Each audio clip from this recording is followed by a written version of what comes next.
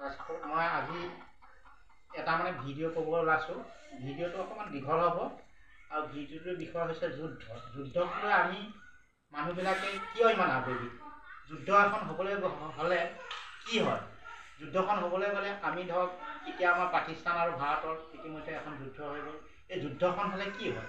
মানুহৰ আৰ্থিক অৱস্থা বা এখন দেশৰ বা হয়তো ভাৰতৰে বুলি ক'ম বা পাকিস্তানৰে হওক, অৰ্থটো কিমান নাটনি হয়, তাৰমানে টকা পইচাৰ পৰা আদি কৰি কিমান নাটনি হয় বা খোৱা খাদ্যৰ পৰা আদি কৰি কিমান নাটনি হয়। এইবিলাক লৈ আমি যুদ্ধ এখন হ'বলৈ গ'লে ভাৰতৰ লগত হওক বা পাকিস্তানৰ লগত হওক, যুদ্ধ এখন আমি কৰিবলৈ যোৱাৰ আগত আমি সকলোখিনি চিন্তা কৰি ল'ব লাগিব।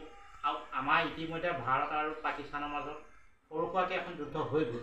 এই যুদ্ধখন হ'বলৈ যাওঁতেও কাৰ কিমান ক্ষতি হৈছে আমি বিস্তাৰভাৱে ক'বলৈ নোৱাৰোঁ। এই যুদ্ধখনত হয়তো বহুত ক্ষতি হৈছে। আপোনালোকে চাওকচোন, এই যুদ্ধখন কৰিবলৈ যোৱাৰ আগতে আমি কিমানখিনি আহিলা পাতি যোগাৰ কৰি ল'বলগীয়া হয়। ধৰক যুদ্ধ জাহাজ এখন হওক বা টেংক এখনেই হওক বা আৰ্মিখিনি আমি কিমানখিনি প্ৰিপেয়াৰ কৰি ল'ব লাগিব। আমাৰ দেশৰ আৰ্মিখিনি কেনেকুৱা হৈ আছে বা তেওঁলোক ক'ত আছে, এজেগাৰ পৰা আন এজেগালৈ তাৰমানে নিব লাগিব, বৰ্ডাৰলৈ নিব লাগিব, পাকিস্তানৰ বৰ্ডাৰলৈ নিব লাগিব। পাকিস্তানৰ বৰ্ডাৰৰ পৰা তেওঁলোকে তাত যুদ্ধ কৰিবলৈ কাৰণে সাজু হৈ থাকিব লাগিব। আৰু যুদ্ধ যেতিয়া নেকি হ'ব, হয়তো তেওঁলোকেও মানুহ মৰিব, আমাৰো মানুহ মৰিব। এইবিলাক যদি আমি মানুহ মৰা মৰিটোকে চিন্তা কৰি থাকোঁ, সেইটো হ'লে নহ'ব। কিন্তু যুদ্ধ এখন কৰিবলৈ হ'লে আমাৰ সদায় দিনা আমি আৰ্থিকটো আমাৰ হৈছে যি নেকি আমাৰ ভাৰতবৰ্ষৰ ইমান এখন জনবসতিৰ দেশ, 140 কোটি জনসাধাৰণৰ দেশ।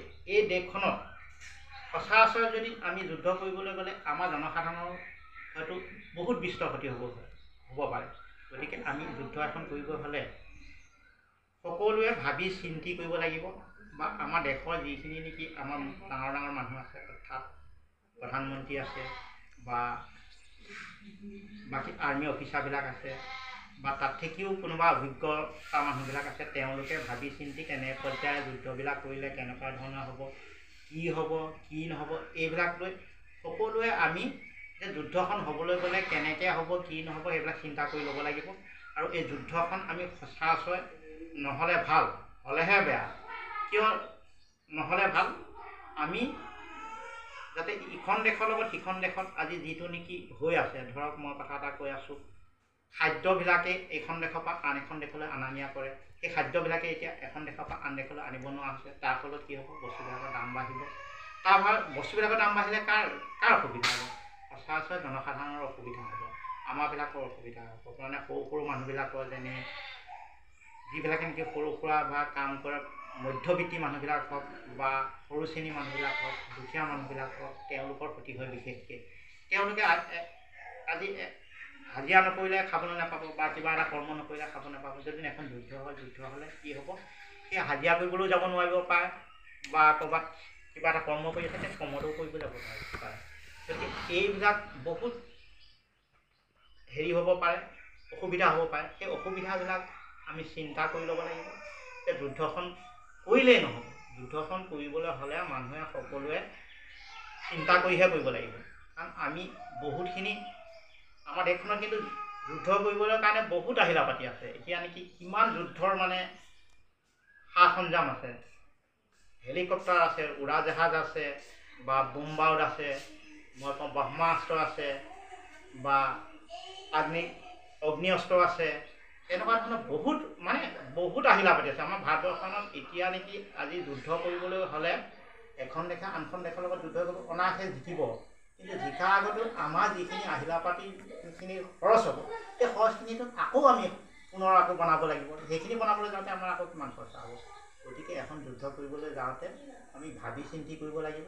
বা উঠি অহা প্ৰজন্মবিলাকেও এই যুদ্ধখনৰ কাৰণে খুব এনেকুৱা এটা ক'ত ভাবি আছে যে যুদ্ধখন হ'বই লাগে, কৰিবই লাগে। কিন্তু কৰিবলৈতো পাৰিব, যুদ্ধখন কৰাটো বৰ ডাঙৰ কথা নহয়। যুদ্ধখন কৰাৰ আগত আমি চিন্তা কৰিব লাগিব। এইখন যুদ্ধ কৰিলে বহুত দীঘলীয়া হ'ব পাৰে, ইখন দেশতো মানুহ মৰিব, সিখন দেশতো মানুহ মৰিব। গতিকে তাৰ পৰা কি হ'ব? আমাৰ ক্ষতি হ'ব, বহুতখিনি ক্ষতি হ'ব।